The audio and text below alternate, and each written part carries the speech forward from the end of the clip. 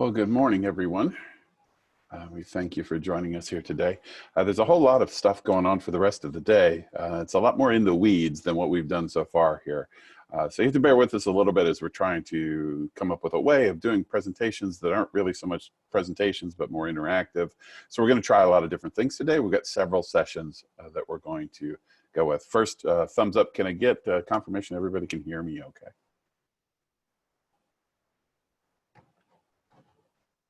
And I can't see anybody, so just 1 second.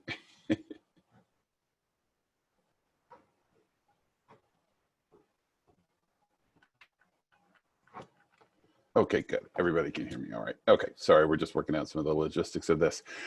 So what we're going to start with here today is a session. We're going to spend about an hour or so, and we're going to cover a couple of things.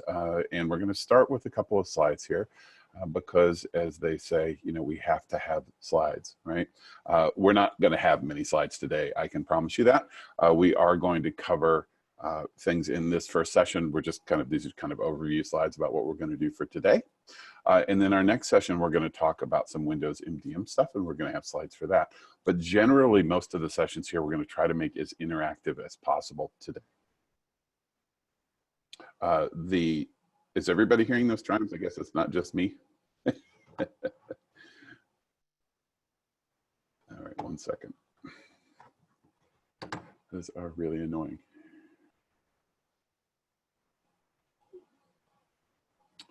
Well, I don't know where to do that. Jonathan, you there? Do you know how to turn those off? It looks like Jonathan's working on turning all the chiming off. All right, thank you. Yeah.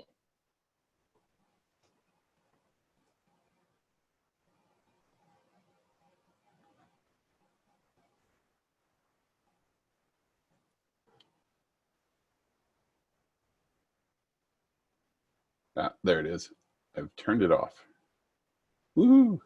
So see, it's a successful day already, and we've proven that we can all work together. All right, thank you, everybody. So we're going to try to make this as interactive as possible today. We're going to use chat here. So you may have heard Emma chime in there, Emma Ainsworth, who works with me.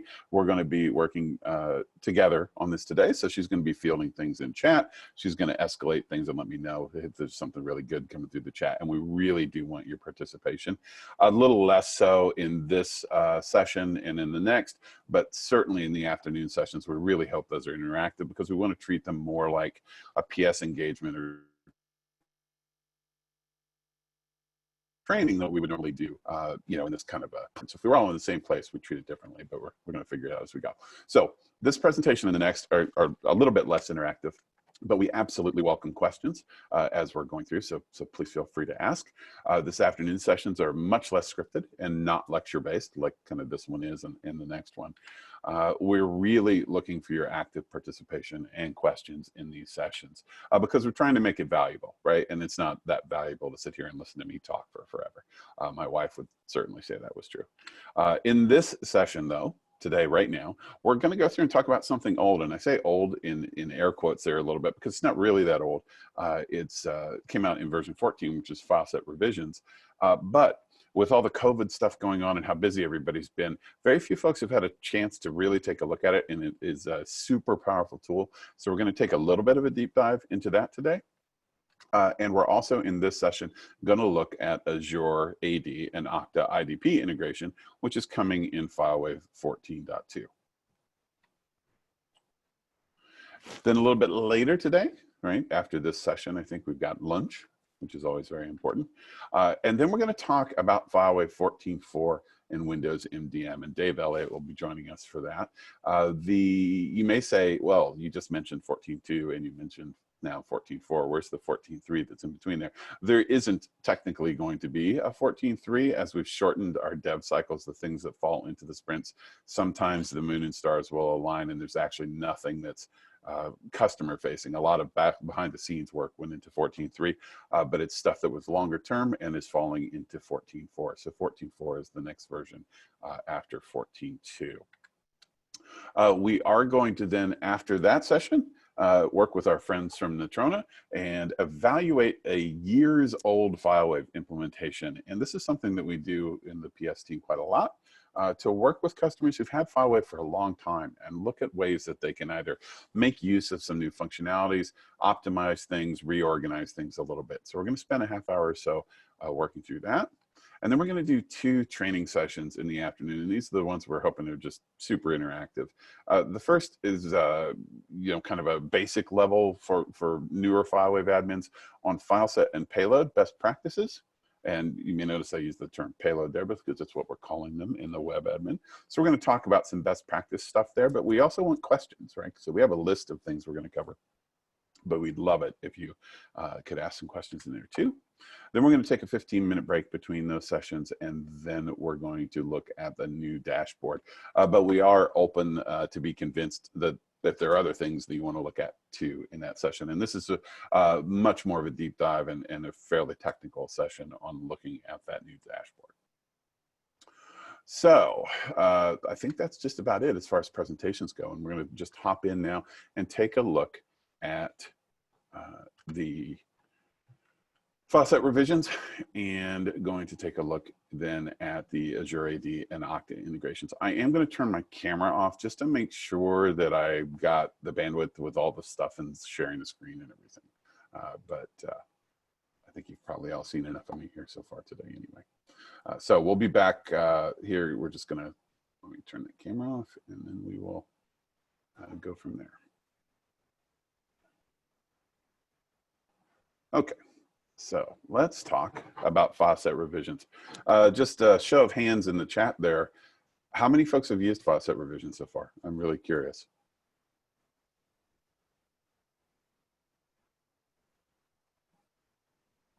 Tried and failed. I love it. Good. So we're going to take a look at that today. All right, super. So some folks have taken a look, some have not, and that's super. That's exactly what we want. So we're going to hop right in and take a look at this. So you may notice that I'm running 14.2 here, but that's because we're going to talk about that Azure AD and Okta stuff a little later. And I had a panicked 30 minutes before this call because I broke my Okta integration and couldn't figure it out. So we're going to deal with that too. But let's jump in and take a look at file set revisions. So file set revisions are very, very interesting. I recently had someone reach out to me and say it's the coolest thing that FileWave has added in many years. And I agree, it's super, super functional. So let's take a look at file set revisions. So I'm gonna go through and just create a new file set group here, and we're just gonna call it test for conference or something like that. All right, and in that, I'm gonna create a new file set, and I'm gonna specifically work with a Windows file set here, and it's going to be Firefox because I always seem to use Firefox for my demos and things. But I'm going to do a new file set, and I'm going to just create an empty one, and I'm going to call it Firefox for Windows.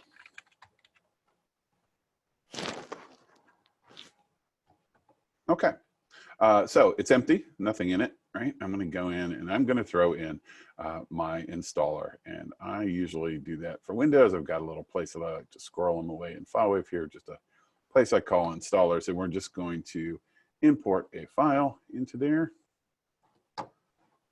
and that's here on my desktop. And it's just the setup executable. You do need to make sure when you grab these that you don't grab the stub installers for these things.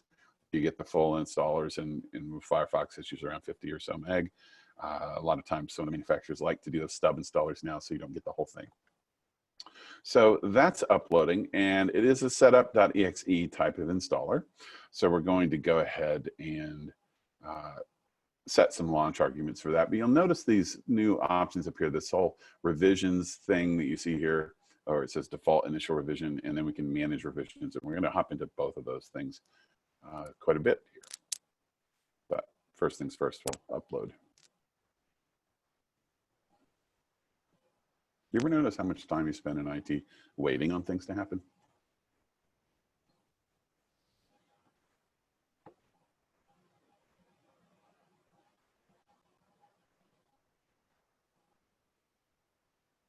The phrase "a watched pot never boils" is going through my head right now. There's too many eyes watching this as well.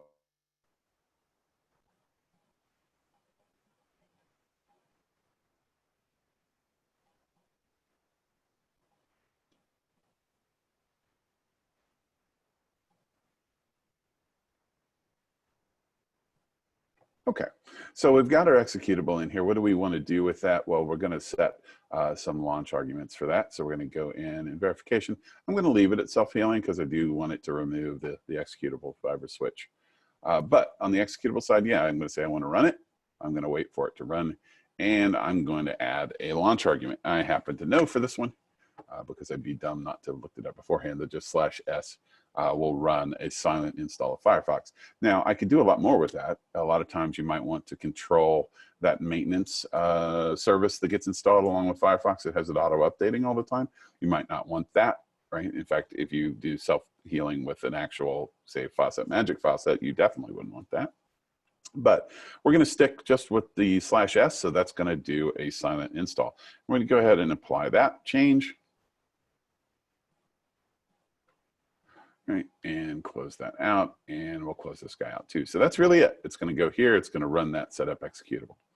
Right, I am going to go ahead, just for best practice sake, and go into properties and set it to be Windows only. And I just do this best practice wise to make sure that I never deploy it to anything that I didn't intend to or try to. And architecture wise, this is specifically a 64-bit installer. So I'm going to set it to 64-bit. Right. So you may be saying to yourself, well, why aren't we talking about revisions yet? Well, we're going to, trust me on that. So we've got our VM here. Hopefully you guys can see that okay. And let me just authenticate real quick. All right, and we have no Firefox on this machine. There's nothing installed here locally. So we're going to pretend, and this is the point of faucet revisions, we're going to pretend that we're managing a real production environment, even though I'm going to play with just 2 machines here today. And our production environment, I'm going to talk about distribution to these. So again, we're going to create a new group, and we're going to call this test distro or something like that. And in test distro, I'm going to create two smart groups. So I'm going to create one, and I'm going to call this production Windows. Now, I'm going to go ahead and create it, and then we're going to come back to this real quick. So I'm going to create this as an inventory query. And you might want to start steering away from using the fields that are presented here, because as we're moving to the web admin, these fields that are really just fields in this view are going to go away, and everything will be an inventory query. But in the inventory query, I'm going to look for OS type, and I'm going to say Windows, right? And say, hey, everything is production, all of Windows production. Now, that's not really true, right? But again, a good example of using custom fields in a live way too. So I'm going to show you that here too. So I'm going to say okay to that, and it's all Windows, right? So it's all the devices that I have. And that will populate here in just a second. But in the meantime, I really want a beta group too. And how do I do that? How do I have devices that are in one or the other, but not both if I don't want it to be production? Well, what I'm going to do with that is I'm going to create a custom field specifically for that. So I can call devices beta or production. So I'm going to create a new custom field, and I'm going to call this device role, something like that. Right? And I'm going to assign this to all devices, and it's an administrator field, meaning it's just a field here in FileWave. Not coming from the clients. It's a string, and then I'm going to restrict the values, and I'm going to say that every device is either production, if I spell it right. I've noticed I always spell those wrong in every demo. And then I'm going to say patch group, right? And there's lots of ways you could do this. You could do it with just manual groups if you wanted to. I prefer to use custom fields.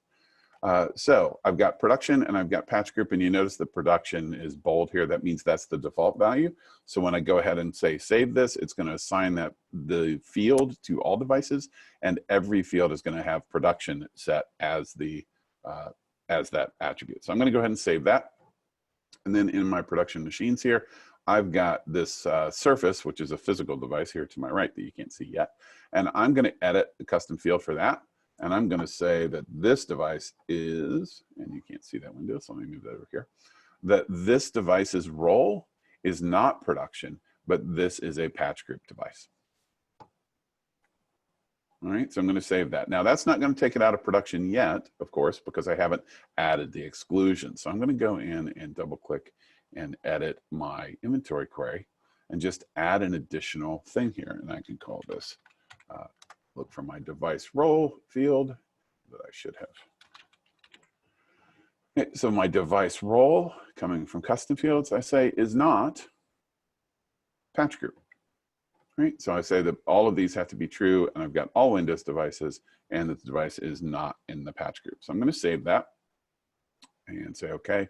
And then what I'm going to see as soon as that smart group reevaluates is my Surface McPC drops out of that group.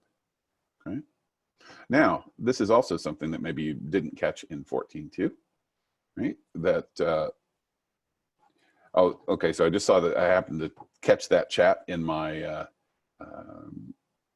out of the corner of my eye about why I didn't use a custom field, because I could have used a custom field that just said it's patch group, or I could have said it's production. I absolutely could have done that too. Sometimes I'll do the fields like that if I think I might have more roles eventually, where a Boolean field maybe wouldn't work real well. Right? Okay. So in this case, now I've eliminated that patch testing device from here, and I really want another group here that's my patch testing group. Right, so this was new also in 14, version 14, that you can actually duplicate then a smart group, which is a really nice add and saves us a little time. So I'm going to call this my patch testing group. And all of this lead up is worth it. At least I think it's worth it. I guess your proof's in the pudding. We'll see. So we'll call it patch testing. And it's again Windows, right? Because this is my Windows patch testing group. But I'm going to say is patch group instead of is not in this case. And go ahead and save that.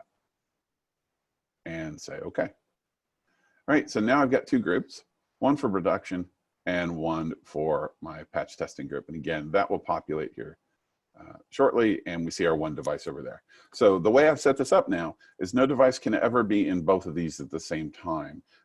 It's either going to be in production or it's going to be in patch testing. And the only thing I have to do to move them back and forth is to change that custom field. So all of that said, let's pretend like that faucet that we created before was good. Sorry, I got a little feedback there. Is somebody not muted? I'm picking up on my own self. Is some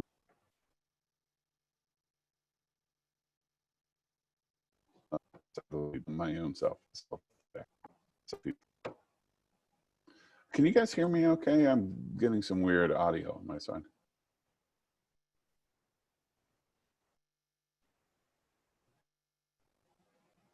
Yep, I can hear you okay. Okay. Okay, super, thank you. Okay, so we've got our two groups and we want to go ahead and assign that. So we're going to go ahead and take that very easy thing. We're going to create an association, and we're going to create the association in this case, because we're calling this production. We're going to go, we'll just filter for that and go with production, and we'll assign that to production windows. So that's created, and we'll update the model.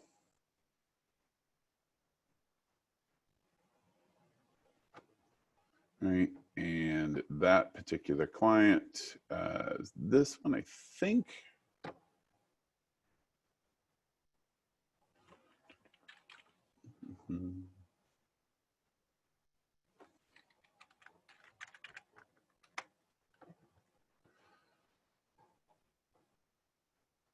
What was that? 35.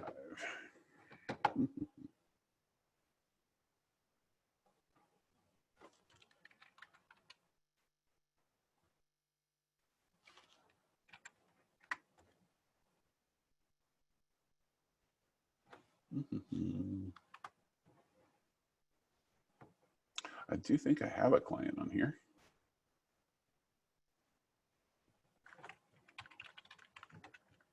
If not, we'll switch to our other device.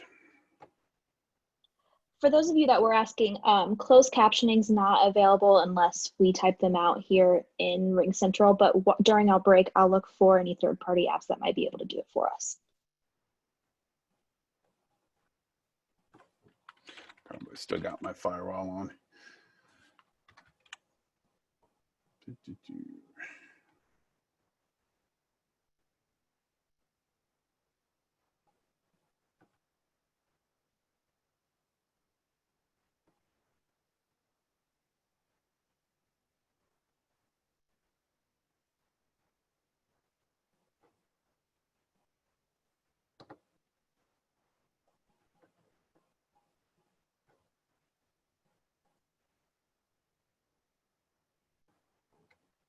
All right, sorry about that.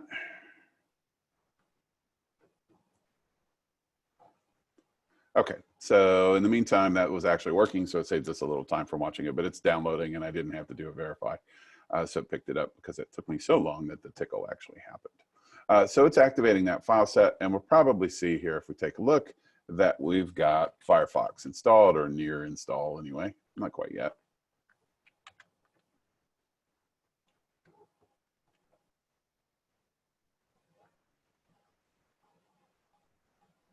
All right, so it's activating it now. We'll come back and check it here in a minute. But let's assume in our work case, and this happens all the time, that now the new version of Firefox comes out, right? This is what file set revisions is all about. The way it would have done this in the past was I probably would have come in and taken this file set that I have, and I would have taken it and duplicated it, right? Entirely. I would have created an entire another file set, and then I would have replaced the executable in there, assigned that to my patch testing group, and made sure it was all good. And then when I was ready, I would come back, I would delete the association that I had to my production group, and then assign it to the patch testing, or sorry, I would delete the one that I had to my production group, and then assign the new one to the production group. Does that sound familiar to everybody? Kind of the process that you're going through normally with third-party updates and such. Okay, so what we're going to do here that's different is we're not going to create a brand new file set. Instead, we're going to go back into this file set, and we're going to create a new revision of this file set instead. So this is pretty slick. I'm going to go into Manage Revisions, and you'll see we've got this default initial revision. Now I'm going to edit that simply because I want to say what it was. It always defaults to initial revision, but I'm going to change the name, and I'm going to call this Firefox version 86 because that's the version that we just deployed. Okay, so I've renamed that initial, and we're going to talk about what default means here just in a second, but I've renamed this now to be Firefox 86, and I'm going to add a new revision, and I'm going to call this Firefox 87, which happens to be in beta, but we'll still use it anyway. All right, and I've got choices when I do this. I can create it empty, but I don't really want to create it empty because I'd at least like to copy over the metadata that's related to this, to the current file set.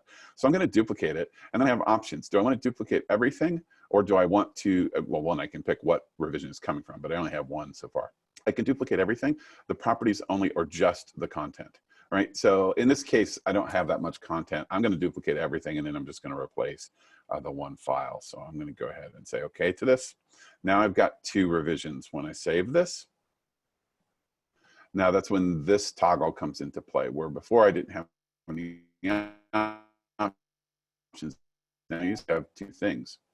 I have one for Firefox version 86 and one for 87B. So I can toggle between them. This keeps switching the view. So now I'm looking at my new file set. So this is a file set within a file set, so to speak. We want to change the version though, and the only way to do that is to change our installer, right? So we have our setup 86 in here. I'm going to add the one for 87, which is here on my desktop, right? And again, we have to wait for that to upload.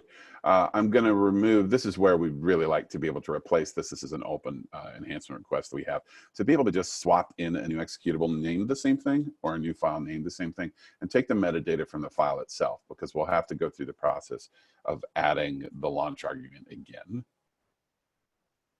Give us just a minute to upload. In the meantime, while it's doing that, let's see if we've got our Firefox over here. We do. We can see it here on the desktop. Right, so it's all installed. And I guess we'll go ahead and get our remote going to our test machine here too.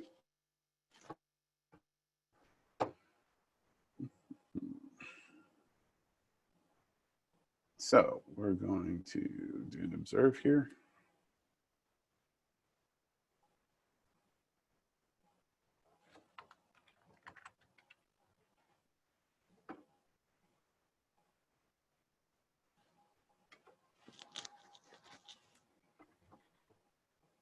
Tony, there's a question to see, is this also compatible with kiosk associations?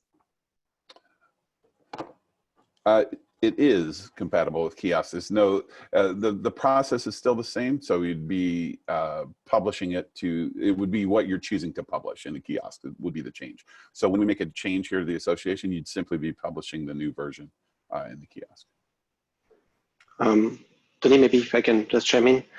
For kiosk, if you have multiple file set revisions for the same file sets associated to kiosk, all of them will be visible in the kiosk for the end user, which means that your end user will be able to go in the kiosk and select file set revision 45 or 46 and pick the one they want to use.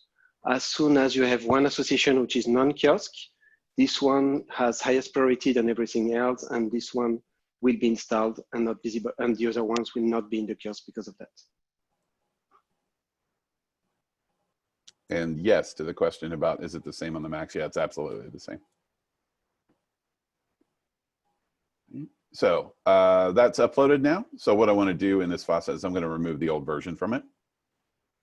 And again, this is Firefox 87B that we know that we're working with. What am I going to do? The same stuff that I did before. So I'm going to go in and I'm going to leave verification and self-healing. But on the executable side, I'm again going to say to execute, and then I need to add my launch argument here. Okay, so all the same stuff. Everything that we've done so far is exactly the same as if we did it in two faucets. But this is when it gets kind of cool. So I've got that all set. My faucet, this one's ready to go. And this one, I'm going to go ahead and create an association to my patch testing group, right? But when I go ahead and create an association now from this, you're going to see that when I pick my patch group, then now that we have more than one revision, this little button here in the bottom means something where I need to select the revision. And I'm going to select, in this case, 87B. And this default thing means a lot. And we're going to take a look at that in a second. But we're going to specifically pick 87B. That's what we're sending to our patch testing group. So we'll create that association. And we can see that when we look in the associations view, if we look in here specifically for Firefox, we can see the difference in what is associated. It's over here on the right, the field that's too small to read, where the one that's going to production is the default revision, version 86, and the one that's going here to our patch testers group is 87B. I'm going to go ahead and update the model again. And my client monitor, I'll point it over at this other machine. I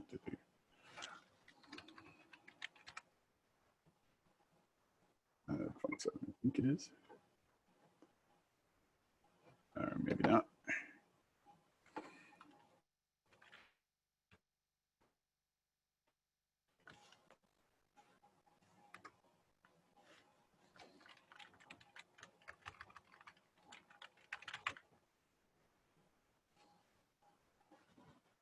It is 33, actually.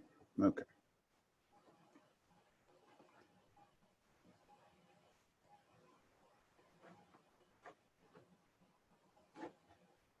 Right. And again, it'll probably have tickled for me before I even get to it. Yeah. Oh, it's on the wrong network. One moment, please. This is what happens with these live demos, right?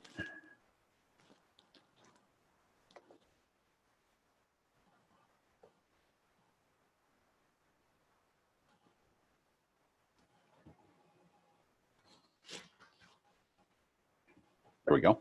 And again, the timing worked out fine for us. As I fat-fingered my way around here, it's already downloading 87B. Okay, so trust me when I say this is going to go ahead and install just fine. It's the same thing that we just did before, and I'm going to have Firefox version 87 on my patch testing machine. Now here comes the magical part where we want to switch. Let's assume that we've gone through the process and we've done version 87 in our patch testing, and it's all good, and we want to make that production. This is where the work, you know, all this work is the same until this point. What we would have had to do before is we would have come back here and we would have deleted this association, And then we would have created a new association for version 87 and done it explicitly.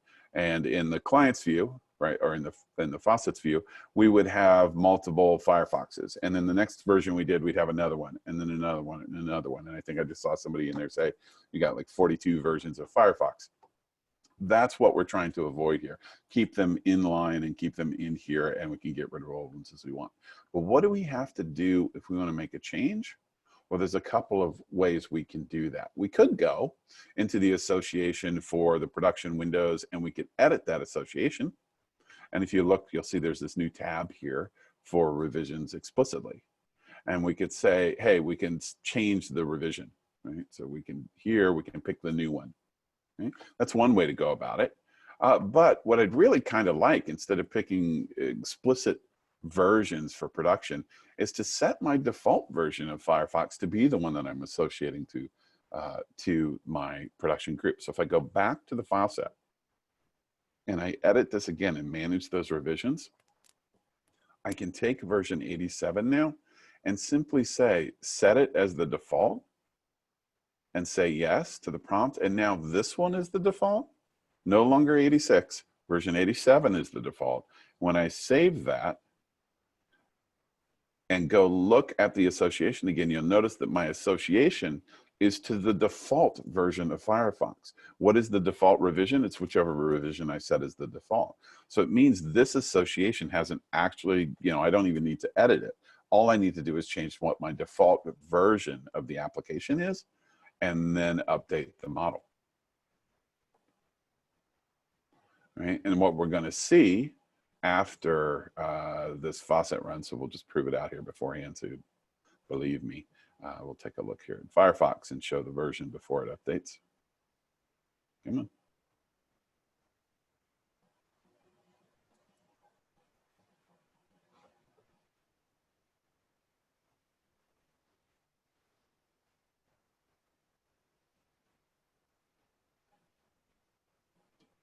So version 86 right now. Right, and if we go back to our client monitor,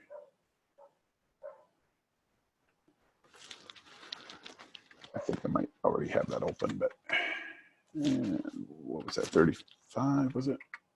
It was, right? And verify that.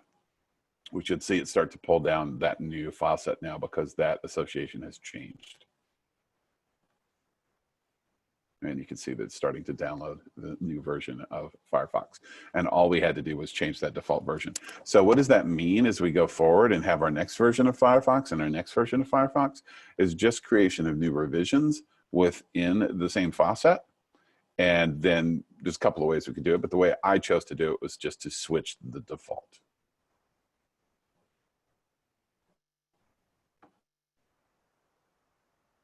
So we should see that here momentarily. Let me go back to that. We'll follow this the whole way through. I guess I've got two of them open. So it's still downloading.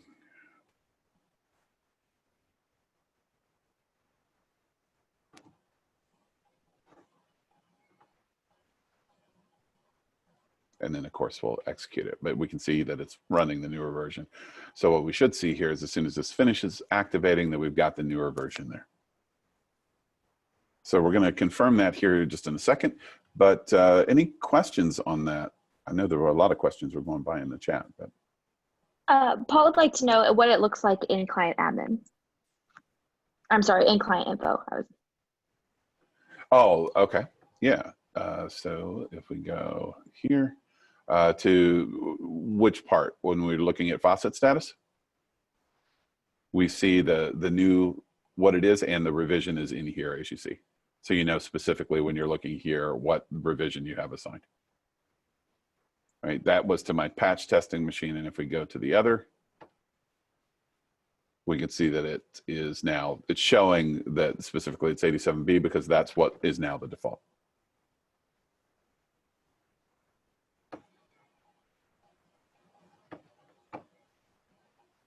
Let's see where we are. That looks like it's done. Let's see now.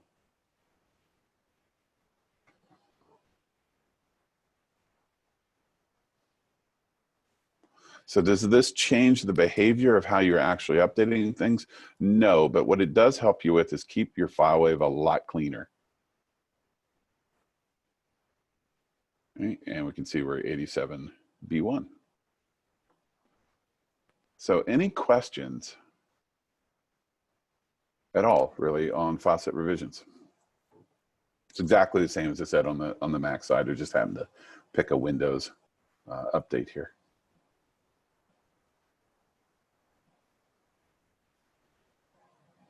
Yeah, great question. The auto package thing, the auto PKG, yep, we definitely want to see that. There are a couple of things, open feature requests we have on this. The one about replacing a file and keeping the metadata in there is a good one. Auto PKG integration is another. There were a couple of others that I don't remember offhand, but I will mention on the enhancement request that we're implementing a product right now that will be able to, hopefully very shortly, be able to open up to our customers and allow you to log in and see where, you know, different feature requests and things are, which we're really looking forward to. We're doing an integration with a product called Product Board. So we'll be working over the next few months to implement that.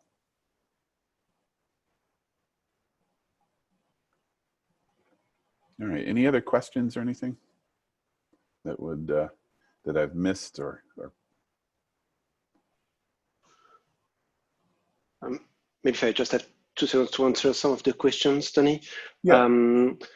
So there, on the server side, we are still storing each revision as a complete file set. We looked at trying to save some space and having unique files not being duplicated, but we went from the safe side for now. So you could look at different file set revisions, like if it would be multiple file sets just grouped together. So that worked the same as before if you had multiple file sets. The main change is that if you go from one revision to one other revision, FileWave knows that you are moving from one version to one other version from the same file set, and we will not download again all the files. It would be, you could consider this as if you would have taken your file set, changed the content, only the difference with the files, and hit model update, which means that the downtime for your end user should be way smaller. Here in the case Tony showed, it's an executable which is downloaded and installed. You still have to install everything. But if you are going with plain file sets and you go from Firefox 85 to 86 and only 3 files are different, we will just download these 3 files and we'll just replace these 3 files. And whatever happens, if there is a file which has been removed by your end user, FileWave self-healing will still be there to recover the files and protect and clean the installation like before.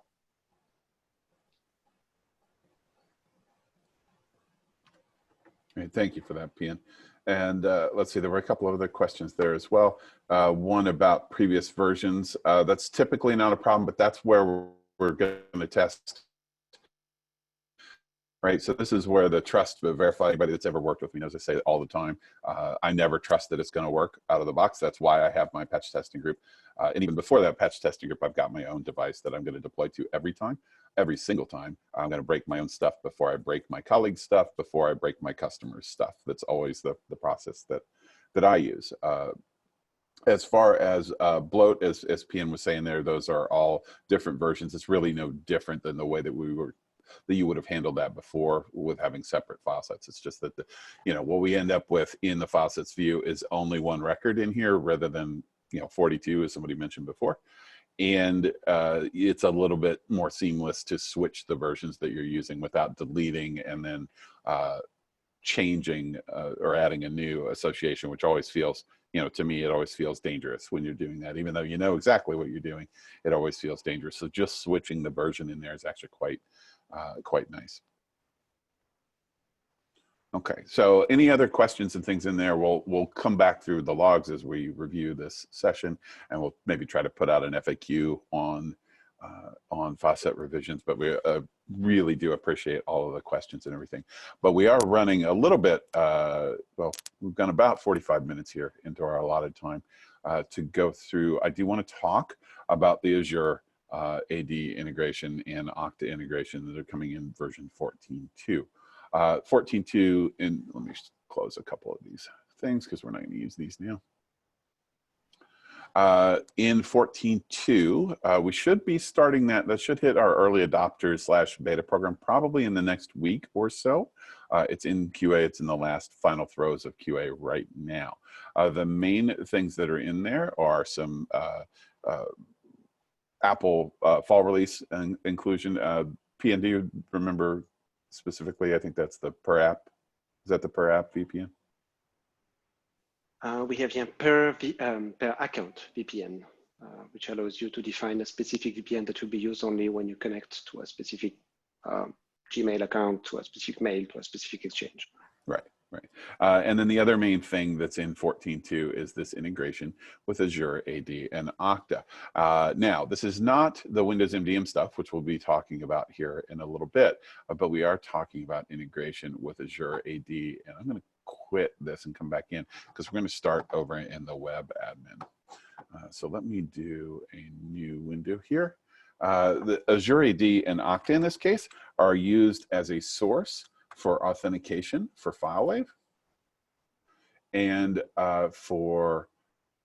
and you can see that I already had it in there, authentication for FileWave and authentication for enrollment of Apple devices through FileWave. So we now integrate with both Azure AD and Okta. Let me show you how that gets set up. And then we're going to do a little bit of a demo here, and hopefully that doesn't go sideways, but we'll see if I can share all the things I need to share. So I'm going to log in locally, and you may notice right away, let me in fact log back out. You may notice right away that when we have this configured, the login for the web admin looks different, right? And that's because I've got Azure AD already configured just to save us a couple clicks here in the demo. And we've got that change in native, which you will notice here too, which is why I quit the admin. You'll notice in the native admin, there's now a new option for login via IDP as well. Right, so we're going to come back to the native here in just a second, but we're going to start in the web admin. In just general, what we're doing for new features, wherever possible, is they're going into the web admin. So as we're doing new things, new settings, those types of things are coming into the web admin as we continue to move everything over here. I'm going to log in locally in this case for right now. And there is a new option up here in the top of my web admin for settings. And this is to right now control only IDP providers, but there'll be more stuff coming in here eventually. I did mention that it is Azure AD and Okta, right now. It is somewhere out there on our roadmap to add Google to this. But we haven't started nor planned exactly when that's going to be yet. We know we want to do it, we're just not quite sure when. So I can choose Azure or Okta, right? Most cases you're not going to do both, but it does support both. Technically you can do both in here. And I'm going to add Okta here in it. Well, I might as well do it now. I will go ahead and add Okta, although we're going to do all our demo work with the Azure one that's already set up. So what does the setup require? Not a whole lot. From this perspective, in both instances, both for Okta and Azure AD, you are setting up an application, basically a web application in your directory service that FileWave can talk to. And later, when we talk about Windows MDM, a very similar process has to be done to support Windows MDM. So I'm going to just give it a name here. And I'm going to say, what do I want to use it for, right? And in this case, maybe I say I want to just use it for admin logins, but I don't want to use it for enrollment. And any of you who have ever had to edit, say, that MDM authconf file, which I'm sure a person or two has touched that, you're really going to like this because these two checkboxes don't have anything whatsoever to do with that authentication configuration file. You don't have to touch it for any of this. Right, so we've got log into the admin, and all we need to specify then is the client ID, the secret, and the API token. All of those things we get from our application. So I'm going to throw in some default values, but we're not going to do any testing here with Okta, mostly because I broke it earlier this morning when I tried to delete it and on the Okta side. So I'm not sure what's going on, but trust me, it does work. So we'll throw in our client ID, our client secret,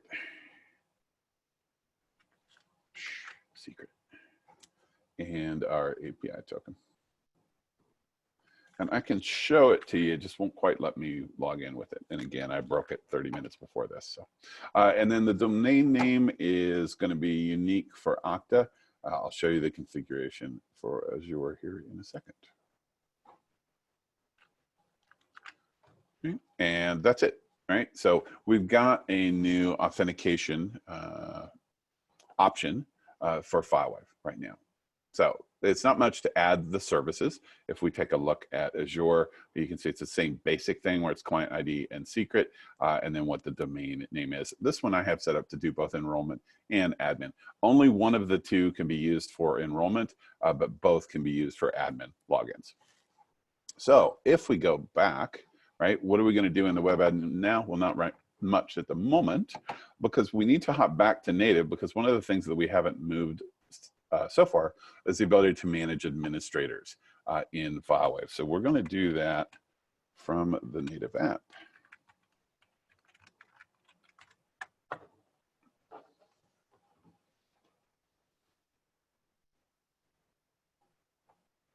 All right, so in assistance, we're going to go into manage administrators.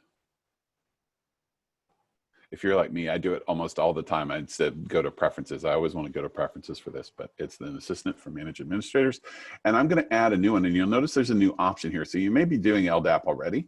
I don't have LDAP configured on mine, but there are local accounts, LDAP accounts, and now there's a new option, IDP group accounts. And these work just like LDAP did, where you're not bringing in individuals from the directory service, you're bringing in groups.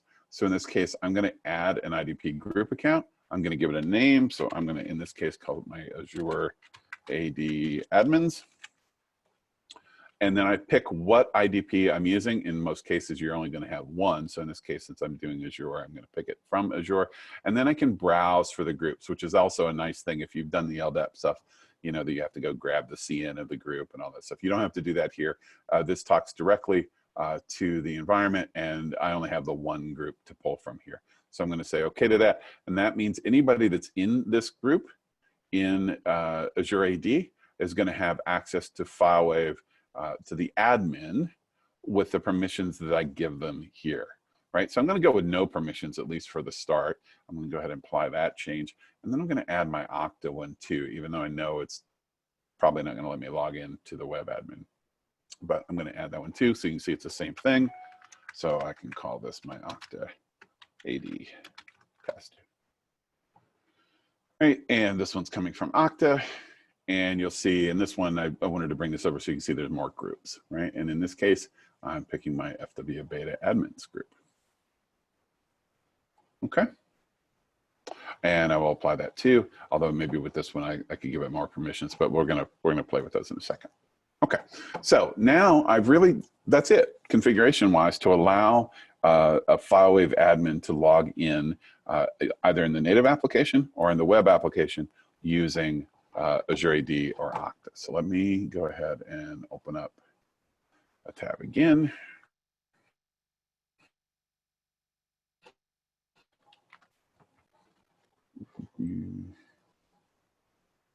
All right, and I'm going to log out. And now you see that we've got both configured. It shows us both here. And the same thing will be in native. We'll show you that here in a second. But I'm going to say I want to log, well, we'll do Okta first. At least so you can see the interface.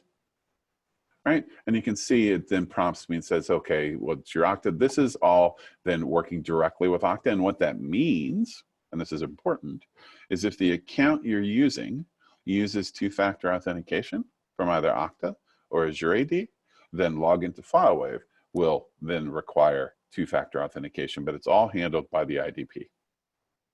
Right? So in this case, I don't have that set up here. I'm going to go ahead and log in. This is where it was failing for me earlier and probably will fail again, and it did. So you can ignore that because Azure will work just fine. Let me just close this window and we'll bring it up in a different browser. And let me get out of this view. There we go. Okay, so we'll do that. Might as well do it from the native admin. So we'll go ahead and log in native, log in via IDP, and you'll see that it's the same basic interface. We get two options, right? This time I'm going to go with Azure.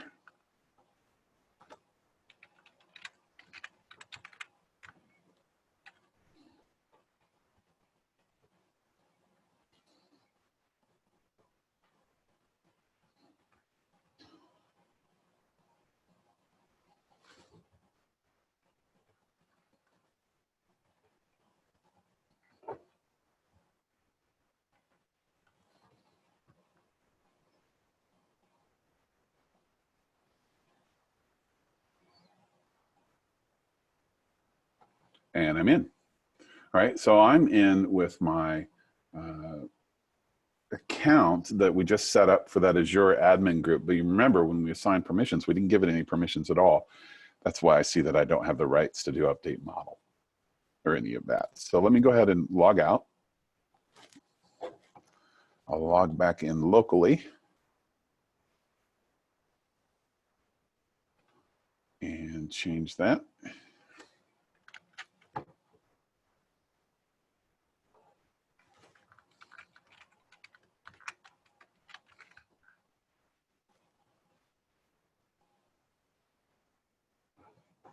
So I'll go back into Manage Administrators and say, hey, my FW admin accounts from Azure AD, I actually want to give them some permission, so I'll give them all. And apply and okay that. And then I'll probably do Safari just so I don't have any kind of caching issues here.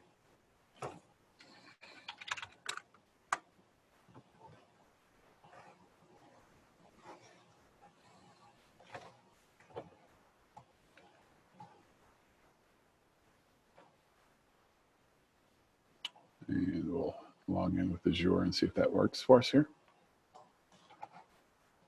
And I still had a session that, I don't know if I can actually log out. It leaves that cookie for you because it's a little, yeah, that's the behavior that you get when you already have the cookie. So I've got a cookie that I've already authenticated to the Azure AD portal, but you can see here that I'm in as B. Franklin in my Azure AD account, and I can actually go through and update the model and do all the other things because my rights are now assigned to that group.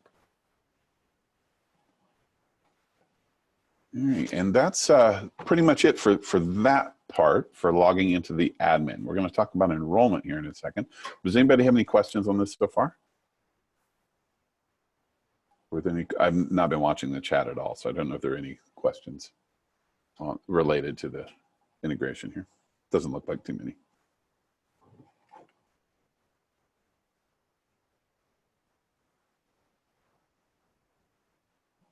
Okay. So let's talk about enrollment, right? Because this is the FileWave admin, which is nice, and especially nice if you have a requirement in your environment to have two-factor authentication in front of your FileWave admin.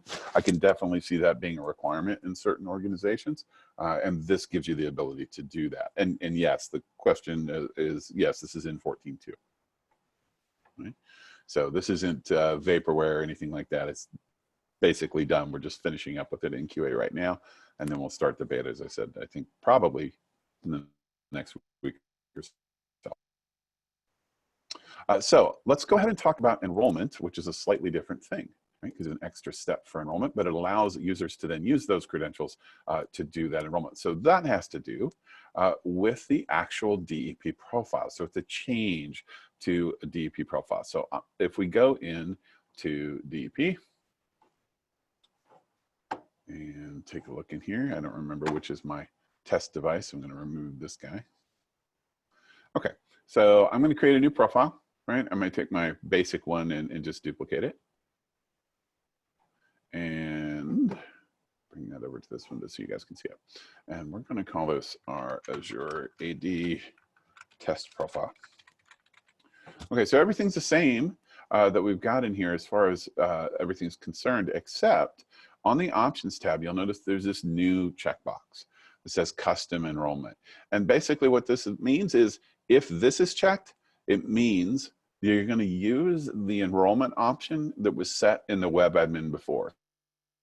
Provided you have selected from those IDP setup. If you've set, check the checkbox that says enrollment, and you check this checkbox in the DEP profile, then it will know at implementation time when the DEP profile, the settings are delivered to the device on first enrollment, that it knows to do this custom enrollment option. So I'm going to go ahead and say okay to that. And I don't actually know which device that I have here locally, but we'll see. Let me get it hooked up here. Okay, bear with me one moment.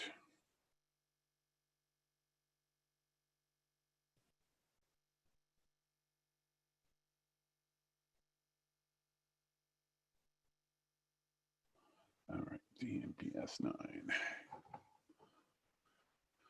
S9. use this one, right? I'm going to go ahead and assign this one to my AZ test profile. And of course that sets an exclusion for it. So I'll see that that's down here. I'm going to go ahead and force the synchronization, right? Just to know that that is definitely synchronized. But I can see that it's set to my AZ AD test profile. I've got that device here in hand. I'm going to see if we can't get QuickTime to show this device.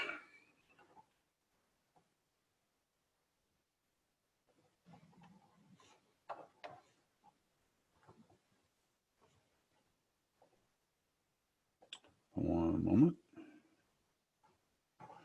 That's not the right option.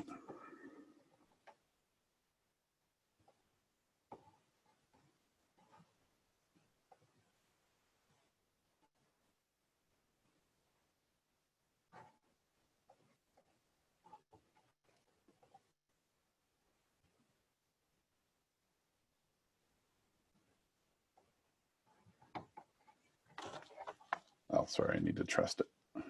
One moment.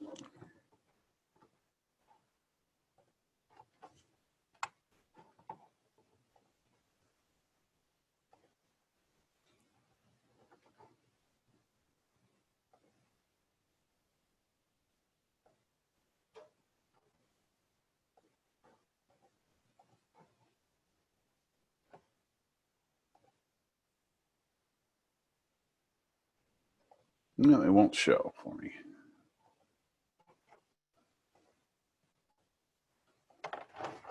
Give it one more shot here.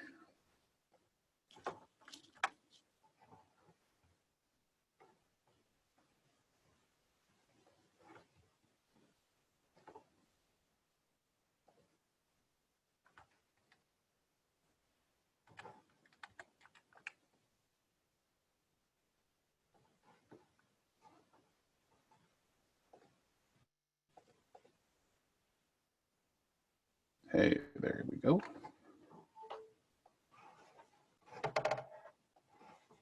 All right, sorry about the delay there. Okay, so I'm going to go ahead now and just wipe and erase this device.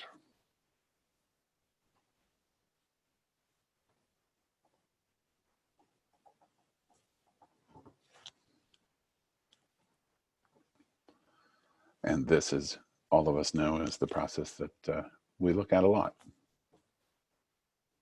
I will say that this is the same for Macs too. You can do the enrollment through Azure and Okta for Mac OS devices too.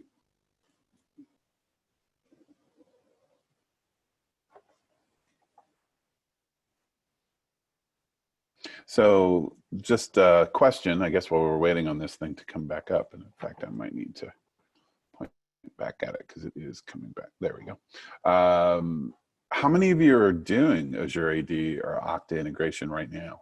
Is it something that you're looking at? We've seen a lot of customers go to those two solutions given the COVID-19 restrictions and how local ADs are difficult with that.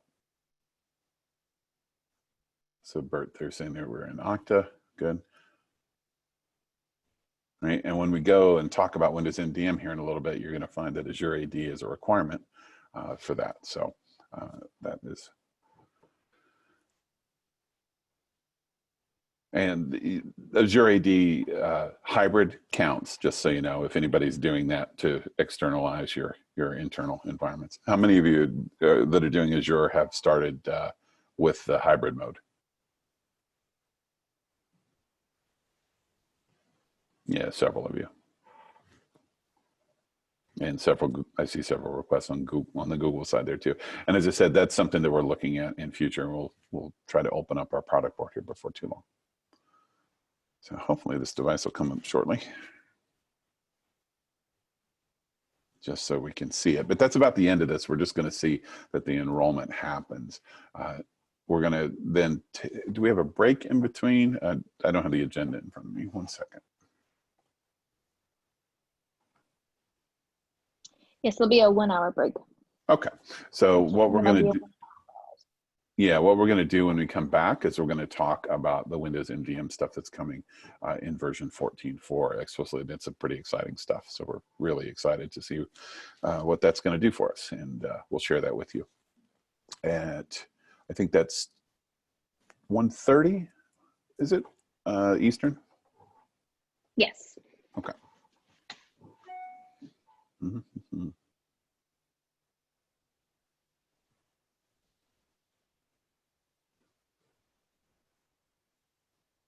When people first get involved in IT, I know they don't have any idea how much time they're going to spend waiting on things to finish. The one advantage that we have here is this isn't imaging, so it's a little bit faster than that. Well, I saw the question there about Windows imaging in the web admin. Yes, but we're really going to talk about that with relation to Windows MDM too, because the change with Windows MDM puts us more in the realm of what we're doing on the Mac side, and we're pretty excited about that too. And we're gonna cover that a little bit, at least the opportunity. Right? So here we are. Our device is coming back up.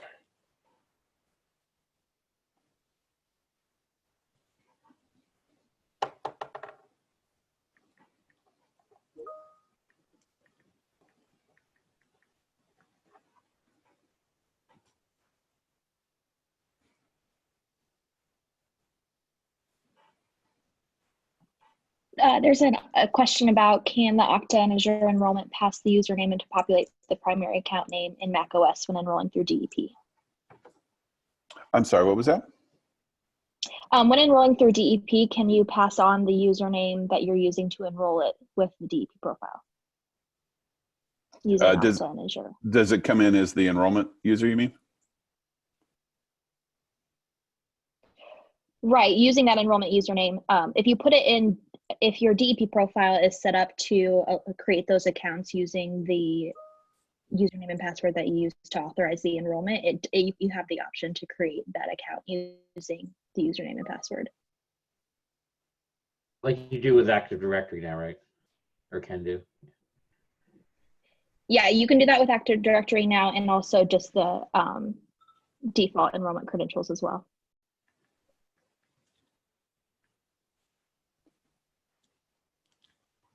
Sorry, 1 second. I lost my screen here and I'm re-adding that. So where that option is actually under where you create your DEP profiles. It's under the account tab. And there's an option there in that first part to create the local account using those credentials. I made the mistake of having an activation lock on the device. Actually, one of our customers indicates that it does populate, that the auth username and password should populate those fields, yeah. Right, yeah, you just have to set it up under the DEP profile.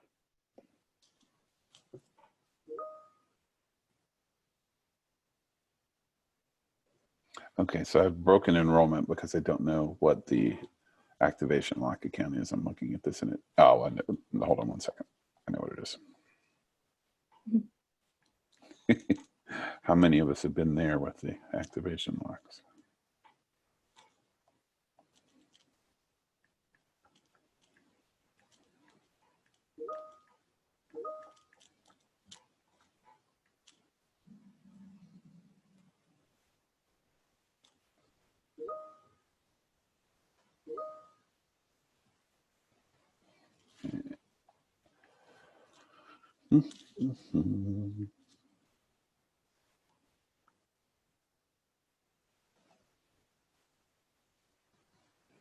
Well, I can't get that authentication right, but trust me that this would then prompt us for the Azure AD credentials, the same ones that we set up before. And then it captures that and it comes into the enrollment user within FileWave as well. So we know who that is. Right? So I don't want to rescue us from that. Right? But I'll update a screenshot at least of that later so that you all can see it. Because I honestly don't remember what the activation lock is on this device. So any questions on that piece? So this again is coming in 14.2 and we're going to talk about 14.4 here after the break.